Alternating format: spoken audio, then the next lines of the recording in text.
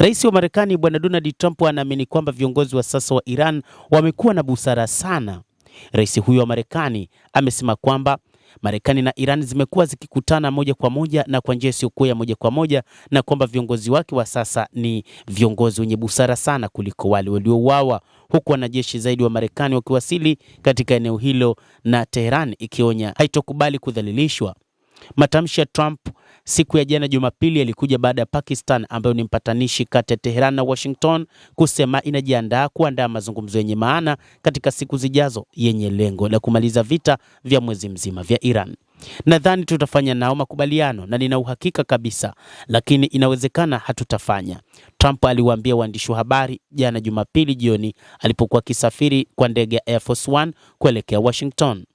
Trump alisema alifikiri kwamba Marekani tayari ilikuwa imekamilisha mabadiliko ya utawala mjini Tehran baada ya mashambulizi yaliyomuua kiongozi mkuu wa nchi hiyo na maafisa wengine wakuu, lakini akasema mara mbili kwamba uingizwaji wa viongozi wapya unaonekana ulikuwa mzuri.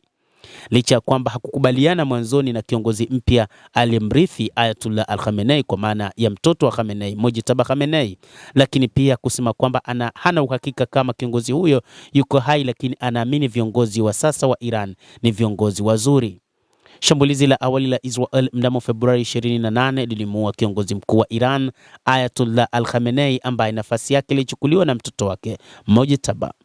Vita hivyo vimeenea katika Mashariki ya Kati na vimeua maelfu na kusababisha usumbufu mkubwa zaidi wa usambazaji wa nishati na kuathiri uchumi wa dunia. Waziri wa mambo ya nje wa Pakistan Ishaq Dar alisema mazungumzo kati ya mawaziri wa mambo ya nje wa kanda siku ya jana Jumapili yalifunika njia za kumaliza mapema vita, na mazungumzo yanaweza kutokea kati ya Marekani na Iran mjini Islamabad. Pakistan itaheshimiwa kuwa mwenyeji wa kuwezesha mazungumzo yenye maana kati ya pande hizo mbili katika siku zijazo kwa njia ya suluhu la kina na la kudumu la mzozo unaoendelea, alisema. Haijabainika iwapo Marekani na Iran zilikubali kuhudhuria. Spika wa bunge la Iran Mohammad Bagher Ghalibaf awali alishutumu Marekani kwa kutuma ujumbe kuhusu uwezekano wa mazungumzo na wakati huo huo kupanga uvamizi wa ardhini. Tehran ilikuwa tayari kujibu iwapo wanajeshi wa Marekani wangetumwa.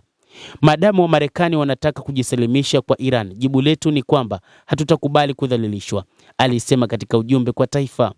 Wizara ya Ulinzi ya Marekani ilituma maelfu ya wanajeshi Mashariki ya Kati na hivyo kumpa Trump fursa ya kuanzisha mashambulizi ya ardhini. Hata hivyo, wachambuzi wa masuala ya kivita wanasema bado Marekani itakumbana na hali ngumu katika vita vyake vya ardhini inavyotaka kuvianzisha dhidi ya Jamhuri ya Kiislamu ya Iran. Maafisa wa Israel wanasema hakuna nia ya kupunguza mashambulizi dhidi ya Iran kabla ya mazungumzo yoyote yanayowezekana kati ya Washington na Tehran, na kwamba Israel itaendelea kufanya mashambulizi dhidi ya kile ilichokitaja kuwa malengo ya kijeshi ya Israel katika Jamhuri hiyo ya Kiislamu ya Iran, na kwamba mapambano yataendelea wakati wote. Hata hivyo, Marekani inatafuta namna ya kuweza kumaliza vita hivyo kutokana na hali ilivyo katika eneo hilo la Mashariki ya Kati, na ni baada ya mashambulizi makubwa ambayo Iran iliyafanya dhidi ya miundombinu ya kijeshi ya Marekani pamoja na Israel katika eneo hilo la Mashariki ya Kati. Iran ilifanya mashambulizi ya kujibu baada ya kile kilichotajwa kwamba ni mauaji ya kiongozi wao mkuu, lakini pia baada ya kuvamiwa kwa taifa lao.